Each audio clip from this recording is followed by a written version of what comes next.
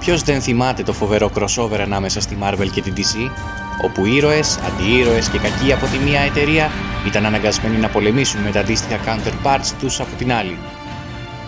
Μιλάω βέβαια για το DC vs Marvel το 1996, το οποίο είχαμε την τύχη να διαβάσουμε και στα ελληνικά. Αν δεν θυμάσαι, περιηγήσου στο κανάλι nerdpop.gr για να καταλάβεις τι εννοούμε. Ανάμεσα στα τεύχη 3 και 4 λοιπόν, εξαιτίας των ενεργειών του Spectre και του Living Tribunal, οι οποίοι προσπαθούσαν να σταματήσουν τη μάχη ανάμεσα στις δύο κοσμικές οντότητες που ονομάζονταν Brothers και αντιπροσώπευαν τη Marvel και την DC, τα δύο σύμπαντα ενώθηκαν σε ένα αμάλγαμα. Έτσι, έφτασε στα ράφια η πλασματική εταιρεία Amalgam Comics με το Amalgam σύμπαν της και τους χαρακτήρες της να είναι ενώσεις αγαπημένων χαρακτήρων των δύο εταιριών. Σχεδόν όλα τα cool στοιχεία που λατρέψαμε σε κάθε έναν από αυτούς ξεχωριστά, οι δυνάμεις τους, οι προσωπικότητές τους, η προέλευσή τους, μεταφέρθηκαν συνδυαστικά στους νέους ήρωες και κακούς, με το καλύτερο δυνατό και απείρως προωτικό αποτέλεσμα σε 24 νούμερο 1 τεύχη τον Απρίλιο του 1996 και τον Ιούνιο του 1997. Καλώς ήρθες σε ένα ολοκαίνουργιο Hero Special επεισόδιο, όπου θα δούμε τους 10 καλύτερους ήρωες του Amalgam Universe.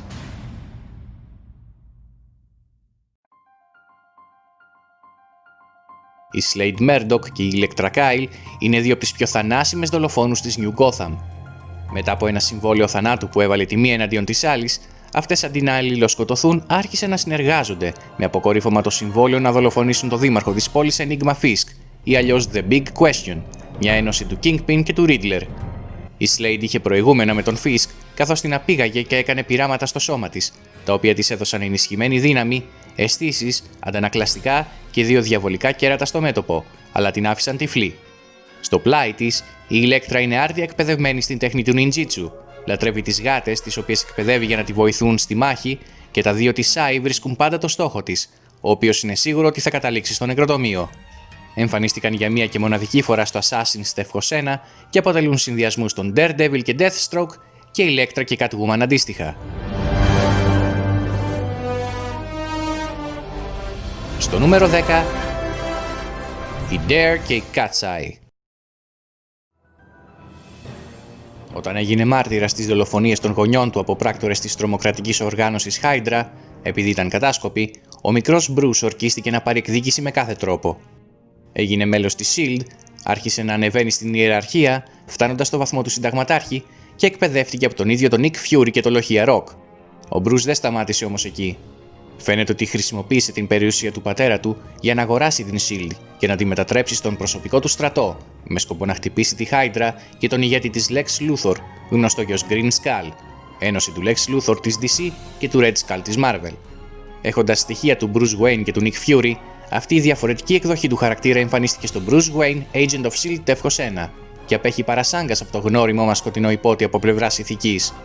Ωστόσο, μέσα στη δράση και το κατασκοπικό υπόβαθρο είναι πάντα διασκεδαστική η ανάγνωσή του.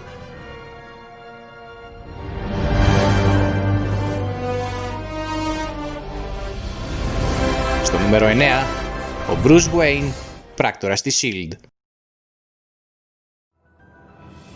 Είναι ένας από τους πιο παντοδύναμους χαρακτήρες του αμαλγαματικού σύμπαντος, όντας ένωση του Dr. Fate, του Dr. Strange και του Charles Xavier. Ο Charles Xavier αυτής της πραγματικότητας ήταν ένας πολύ δυνατός μεταλλαγμένος τηλεπαθητικός που ταξίδεψε στα Ιμαλάια και έμαθε τις μυστικιστικές τέχνες της μαγείας από τον Νάμπου τον αρχαίο. Φτάνοντας σε τέτοιο επίπεδο ώστε να ξεπεράσει το δάσκαλό του, έγινε ο νέος Lord Supreme of Order, προστάτης αυτού του σύμπαντος και ένα από τα ιδρυτικά μέλη των Judgment League Avengers. Είναι ο μόνος που ξέρει ότι το σύμπαν του είναι το αποτέλεσμα της ένωσης δύο προηγούμενων συμπάντων και καταδιώκει παρασκηνιακά τον έτερο χαρακτήρα με αυτή τη γνώση, τον Access. Ο Access ήταν original χαρακτήρας δημιουργημένος ειδικά για το crossover της εναντίον Marvel και είχε τη δύναμη να επαναφέρει τα σύμπαντα στην αρχική τους κατάσταση. Θέλοντας να διατηρήσει το Amalgam σύμπαν και την ύπαρξή του, ο Xavier δεν είναι ήρωας με την κλασική έννοια. Είναι πιο φιλοσοφικός και ίσως έχει καλές προθέσεις, αλλά υπάρχουν πολλά θολά σημεία στην ηθική του και στο τι είναι διατεθειμένος να κάνει προκειμένου να επιτύχει το σκοπό του. Επίσης, είναι ο μόνος που κατά κάποιο τρόπο επέζησε όταν τα σύμπαντα της DC και της Marvel χωρίστηκαν στην αρχική τους κατάσταση και εκτός από το δικό του τίτλο με το μοναδικό τεύχος όπως όλοι οι τίτλοι της Amalgam, εμφανίστηκε αργότερα και στις μίνι σειρές DC Marvel All Access και Unlimited Access.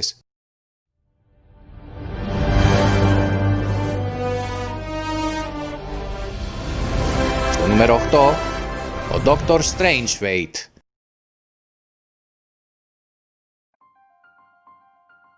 Όταν ήταν παιδί, η βασίλισσα της Θεμίσχυρας Ιππολίτη την έσωσε από βέβαιο πνιγμό. Την υιοθέτησε και τη μεγάλωσε σαν κόρη της και αληθινή Αμαζόνα πλάι στην πραγματική της κόρη Νταϊάννα. Η Ορόρο εκπαιδεύτηκε από μικρή στην τέχνη της μάχης από τις Αμαζόνες αδελφές της και σε συνδυασμό με τις μεταλλαγμένες ικανότητές της να ελέγχει τον καιρό, έγινε η ηρωίδα με το αρχικό ψευδόνυμο Wonder Woman και πήγε να εξερευνήσει τον κόσμο των ανδρών. Είναι τρομερή πολεμίστρια, με ηθικές αξίες, αλήγιστο πνεύμα, αλληλεγγύη και ένα τρομερό λάσο με το οποίο διοχετεύει αστραπές και αναγκάζει όποιον το ακουμπάει να λέει την αλήθεια. Έχει διατελέσει σημαντικότατο μέλος της ομάδας Judgment League Avengers, καθώς και αρχηγός της ομάδας Justice League X-Men, όντας όπως είπαμε μεταλλαγμένη, και τα έχει βάλει με εχθρούς όπως ο Θεός Ποσειδώνας και ο Fin Fang Flame, η ένωση του Fin Fang Foom της Marvel και του Brimstone της DC. Γενικώς έχει όλα τα επικά στοιχεία της Storm και της Wonder Woman συνδυασμένα σε μια μοναδική ηρωίδα.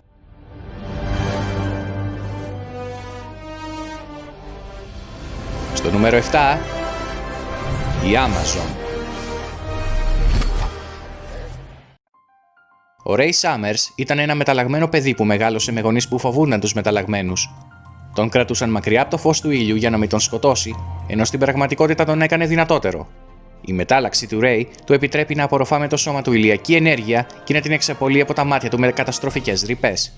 Όταν ο Mr. X, η αμαλγαματική εκδοχή των Martian Manhunter, Bishop, Charles Xavier και ενός Skrull, ίδρυσε τους Justice League X-Men από τις τάξεις των Judgment League Avengers, ο Ray έγινε μέλος της ομάδας και προστατευόμενος του X.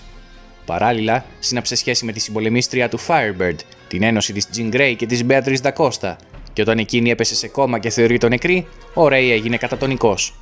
Στην απειλή όμως του Fin Fang Flame, ο Ray συνήλθε και χρησιμοποίησε τη μεταλλαγμένη του ικανότητα, απορροφώντας τις φλογισμένες ρηπές του δράκου και εξαπολύοντάς τες πίσω σε αυτόν, μεταλλασσόμενος ακόμη περισσότερο σε μια φωτεινή ενεργειακή μορφή. Είναι το αμάλγαμα του ήρωα της DC Ray και του γνωστού και μη εξαιρετικού αρχηγού των X-Men Cyclops, που εμφανίστηκε στα JLX 1 και JLX Unleashed 1. Σε αντίθεση βέβαια με το στιβαρό και αποφασιστικό εθνάρχη των μεταλλαγμένων της Marvel, στον Ray φαίνεται να λείπουν οι ηγετικές ικανότητες και η επικράτηση της λογικής σε καταστάσεις κρίσης. Στο νούμερο 6, ο Απόλλω.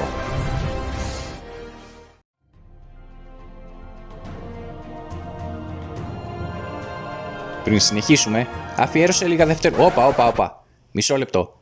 Θα κάνουμε ένα διάλειμμα, να πάρουμε μια ανάσα, μπορεί και να τσιμπήσουμε κάτι εντωμεταξύ, και όπως οι δύο μεγάλες εταιρείες συνεργάστηκαν για να έχουμε εδώ και τόσα χρόνια το Amalgam σύμπαν, το Hero συνεργάζεται και δίνει τη σκητάλη στο NerdPop.gr για το δεύτερο μέρος του Top 10. Στο μεταξύ, ορίστε μερικές από τις τιμητικές αναφορές ηρώων από το Amalgam σύμπαν που έφτασαν κοντά αλλά δεν μπήκαν στην τελική δεκάδα. Φυσικά δεν είναι όλοι, τους υπόλοιπους και από αυτή την κατηγορία θα τους δεις στο επόμενο μέρος.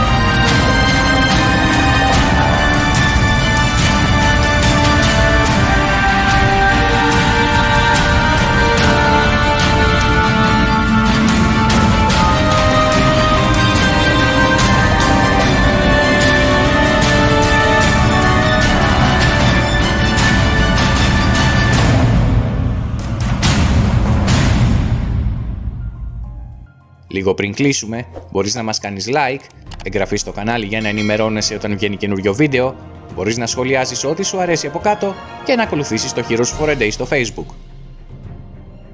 Τα λέμε στο επόμενο βίντεο. The Heroic continues.